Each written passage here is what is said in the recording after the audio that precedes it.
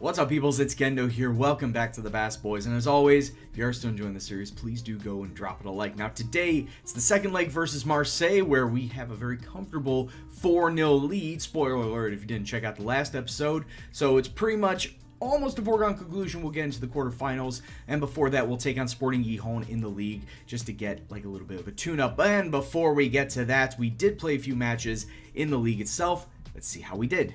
You guys know the drill. Since the last episode, we actually took on some lower table sides in Valencia, Elche, and Deportivo and came out winners in all three of them. 5 goals amongst that, 2-1 victory in the first one versus Valencia away from home. Libre Laporte getting goals there. A 1-0 victory over Elche. Very disappointing it was only 1-0 since Elche didn't really come out in the best of circumstances, but a win is a win, and I'll take it nonetheless. Muniain getting a goal there, and then a 2-0 shutout versus Deportivo, who used to be a thorn in my side, actually still are a thorn in my side. They were fouling very heavily in this match, but Shabby and Iñaki Williams coming in with the goals there. 9 points out of 9 sees us right now still in second place, but we do have a match in hand on both Atletico and Real Madrid, who are sitting around us. If we come away with a win versus Gijón, we are going to be a point behind Real Madrid, and look at that, it will be 9 points clear of Atletico going into the final 10 matches of the season. Looking pretty right now, sitting pretty, and it almost seems assuredly that we're going to be in a top 3 spot. I still say I want to push for the title. After what we've been doing over these last few seasons, I feel like I have a team that can consistently be title challengers. So that's what I'm going to try and do. And no, there hasn't been a youth intake just yet. It's right around that time, though. The youth intake for Spain usually happens between now, the 10th of March, to the 17th or 18th. So maybe by the end of this episode, we're going to get ourselves a youth intake and we'll review. Right, so we're taking on Sporting Gijón at home. They're sitting down in the relegation area, so you think it's going to be easy pickings. I'm not going to take anything for granted, but I did make a few changes to the lineup. Kepa is going to stay in net, though. We got Ujia, Martinez, Echenez, and Azpilicueta along the back line. Lorenzo Gallego is going to get a start over Iñaki Garcia, who's on the bench. We got Marino and Herrera as the 2 center mids. Muniain, Shabby out on the wings because Williams is still recovering from a little bit of an injury picked up in practice. And then, of course, Libre sitting up top because he's got to sit up top. 31 goals in 39 matches. The guy is still prolific. Like I said, can he get 40? And if he can get 40, can he get 45? Can he get 50? I'm getting way ahead of myself. The guy's good. Well, let's just wait and see what he can actually do the rest of the season. So let's go kick off and see what happens. Right, and we're kicking off. We're going out in our green Basque colored kit, Basque flag colored kit. And speaking of kits, of course, letting you know that the best player of the series poll is still going on down below, which you guys vote on. Let me cut in right now. 30 seconds in, Shabby with a goal to put us in the lead right off the bat. Good stuff right there. But as I was saying, poll is still in the description box below. You click on that, and then you vote on who you thought the best player was of the series. And then once the poll closes in about a week and a half time right now, I will then announce the winner and then go out and get a jersey of that winner. You guys are killing it right now. About 60 voters right now. Let's see if we can crack 100. Can we get 100 different voters on that poll? I trust you guys can do it. 4 minutes on now. Free kick, top of the box, out to Azpilicueta. Tries to turn around his man, and I don't know if that was either a cross or a shot. Either way, it was bad. And we can definitely do a lot better than that. I know this team can do a lot better than that, but allowing the goalkeeper to get some distribution like that, seriously, no. How do you allow the goalkeeper to get distribution like that and allow them to take it through the defense with relative ease? Let's take a look at this again, because this should not have happened. Christian should not be unmarked, and look at that. All 4 of my defenders trying to swarm, to conform on him. That should never have happened. And once again, what also is not good is we're allowing the opponent to take the ball off of us with relative ease. We cannot allow this to continue happening if we want to get anything going in this match. And look at this. Are you f***ing serious? How do you let this happen? How is this happening? Look at this one-touch passing from Gijón. Look at this one-touch passing from Gijón. Oh, that... I ain't f***ing standing for that. Chipping the goalkeeper. Absolutely disgraceful. Okay, forget this. I am not allowing this to happen. More expressive. Just absolutely bollock them. I don't fucking care right now. You don't do this to me. everybody up front is looking very frustrated and very nervous. So Gallego's coming out for Garcia. We're also going to, what are we else going to do? And Martinez is looking pretty shit. That's not good.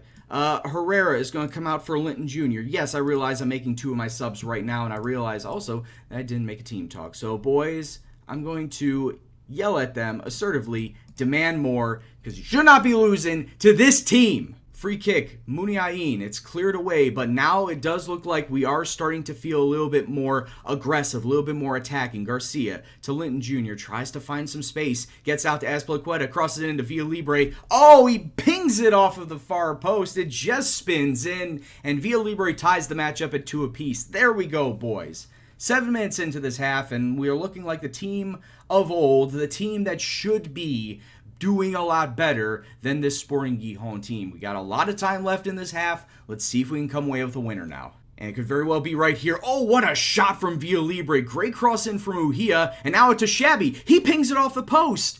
Oh, man. Very unlucky that we did not get ourselves a go-ahead goal right here. Goalkeeper save. Pings it off the post. We are just throwing everybody forward at Gijón. They got to break down sooner or later. We need to get this goal. 12 minutes left to go, and I don't know what Azpilicueta was doing with the throw and ball into the box. It falls to Shabby. Oh, he had that space. He had the space to get that shot. And he had a wide open net to do it too. And just flat missed it. 7 minutes left now. Start closing these guys down. Why aren't you closing them down? Ball over top to carry on. Tail of the tape for the last few seasons, really. Doesn't matter what my defensive pairing is. They love to just split and leave players unmarked. And, well, this is what happens. This is what happens. We allow teams that are sitting and are definitely going to get relegated this season, and we allow them into matches. We allow them to score goals, and we allow them to beat us. Let's see how many players I actually rotated in. It was Ujia, it was Echeniz, Gallego, but Gallego and Garcia are really 1-to-1 comparison right now. And that's it. That's really it. This is a team that didn't have a lot of changes, and they go out and they get pantsed by Sporting Gijón. That is not a team that I have built to become the best team in the world. They are not acting like it. Now, don't get me wrong. I'm going to throw everything and the kitchen sink at this Marseille side. But for the love of God, why don't my players want to be consistent at all when I give them chances and they ask for first team chances and then they come out with shit performances like this? Well, guess what? Now you know why I don't pick you. Because you can't play.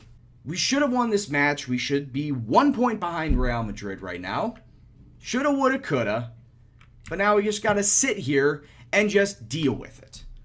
So in 3 days' time, we're taking on Marseille in the second leg. We'll be back for that. And then, if we get past that, 4-0 up, we should get past that. We're going to show the quarterfinal draw after that. All right, it is now time for the second leg of this first round knockout stage versus Marseille. And they're going to be coming out with a 4-1-4-1. Once again, Colidio sitting up top. Oscar, Julian Draxler, who I didn't even realize that they had. I guess they didn't play him last time. Maybe he was injured. Fred's still there. Manu, El Ghazi. So, got to watch out for Draxler now. And that's definitely going to be a little bit of a game changer.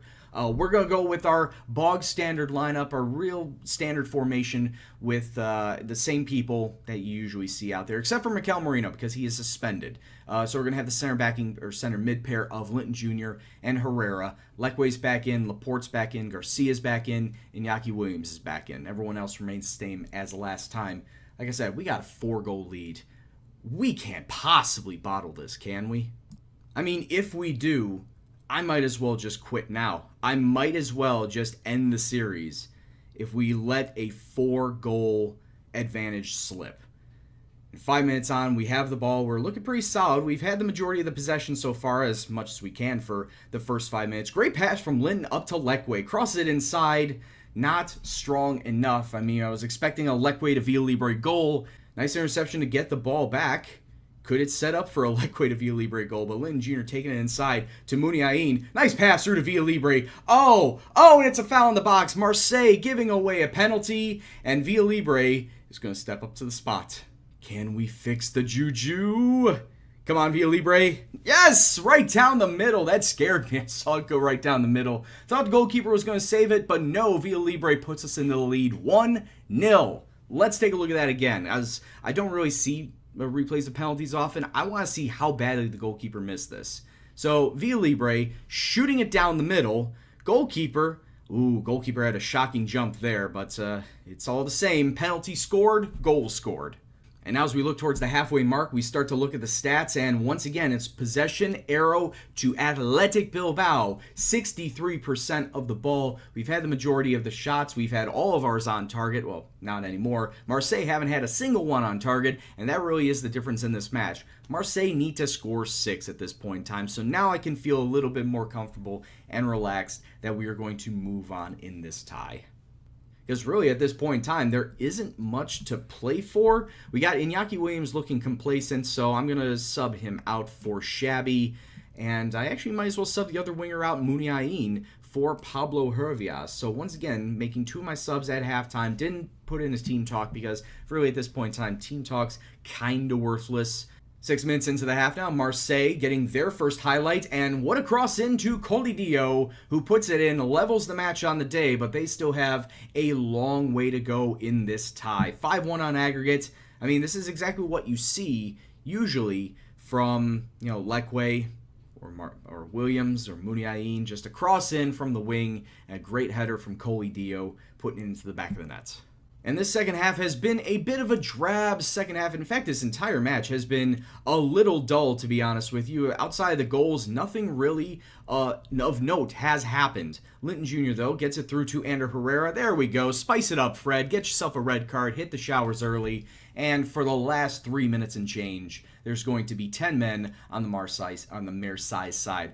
I can't say Marseille anymore. Jesus H. What does that say for my speaking? And an extra 6 million euros in the bank for getting through to the quarterfinals. The referee should be blowing his full-time whistle any second now. Have mercy on the French side. The poor French side, really, they've seen enough. They've had enough. And there it is. 5-1 to the club on aggregate. A good day. I mean, a good tie in general. The day really wasn't all that much. Real Jekyll and Hyde performance. They looked very plussed about that, so I guess that's something. Anyway, let's take a look and see who exactly won in the other Champions League matches. It's not all wrapped up yet. We'll wait for the other matches to go through, and then we'll take a look at the draw. Right, so before we get into the quarterfinal draw, here is the youth intake that I was mentioning at the very top. I knew it was going to come around sooner or later. 19th of March, just a little late. But these are all the players, and it says that Gorka Garcia looks as he could possibly be the best player of his generation. Well, let's take a look at him. He's 15 years old. And he is a right mid, attacking right mid. I like that he's fast at the start. 14 pace, 13 acceleration. I like the young athletic players because if they don't have a lot of technical skill, we can always build up that technical skill around his pace. As the saying goes, you can't teach speed. You either naturally got it or you don't. You could build it up a little, but really, if you got to start with it. So it's nice that he started with it. He could possibly be a winger, crossing a 9, dribbling a 10, first touch of 11. So, yeah, it definitely a long way to go at 15, but yeah, he does look fairly decent. Let's take a look at the rest of the youth candidates, and let's just sort it by potential. Of course, Gorka Garcia having that 5-star potential. Marco Gudusetta, 16-year-old, another right attacking mid, and he's just not as good as Gorka, so let's forget about that. 3.5-star. 3-star left back, Enigo Garay. Oh, yeah, now we're starting to look at the absolute dregs of my youth intake. It's just not looking good now, is it? Mikel Zabala, another 3-star guy, and just doesn't look good whatsoever. Everyone else looking 2-star below. Yeah, everybody that's not 2-star, hell, maybe even everyone that's not 3-star, I'm just going to get rid of. This is not a good class. All right, quarterfinal draw is today. Let's go in and view the draw. And outside of us that advanced, it's Inter Milan, Manchester United, Real Madrid, Barcelona, Man City, PSG, and Spurs. There's some big names in that. Honestly, a lot that I want to just stay away from. In fact, if I can draw with Inter Milan again, I'd be perfectly fine with that. maybe outside of that, Manchester United, because I saw some of the scores that these teams have put up. Barcelona, PSG, Man City absolutely routing through their first round knockout matches, so I'd rather stay away from them. And if I could just stay away from the Spanish teams in general, that'd be great too. So let's just draw and see exactly who we get. Barcelona and Clasico in the quarterfinals. Inter, we taking on Man City. That's not going to be good for us. Athletic, who we got? We got PSG. Oh, it's a trip to Paris.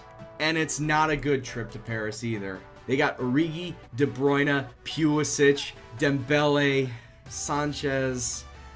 I am not feeling very comfortable whatsoever with PSG. But that's what we got. We got them in the quarterfinals, and, well, we got to live with it. But anyway, guys, that's going to do it for this episode. And if you enjoyed the episode, even with the Outburst versus Gijon, all the same, if you enjoyed it, please go and drop it a like and share, subscribe, and all that fun stuff. And if you want to leave a comment on the episode or the series in general, please leave in the comment box below. I appreciate every single comment that you guys put down. But anyway, guys, I've been Gendo, you've been awesome, and I'll see you next time. Take care, and peace out.